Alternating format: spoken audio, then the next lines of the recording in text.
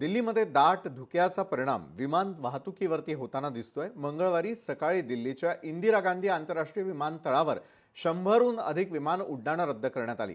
दिल्लीहून निघणाऱ्या 49 देशांतर्गत उड्डाणं आणि दिल्लीमध्ये येणारी 77 उड्डाणं आतापर्यंत रद्द करण्यात आली आहेत। सोमवारी 228 उड्डाणं रद्द करण्यात आली, ज्यात 131 प्रस्थान आणि 97 आगमन उड्डाणांचा समावेश होता। यापैकी 5 उड्डाणं इतर शहरांमध्ये वळवण्यात आलेली आहेत। दिल्ली एनसीआर मध्ये सोमवारी विषारी धुराचे थर पसरलेले होते। हवेची गुणवत्ता निर्देशांक हा गंभीर श्रेणीमध्ये जाऊन पोहोचलाय।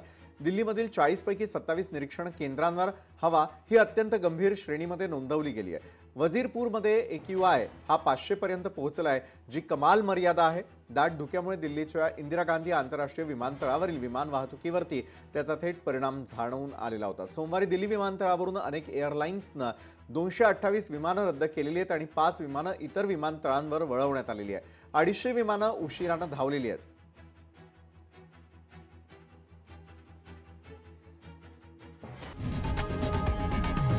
लोकशाही मराठी ऐका, पहा, जागरूक रहा।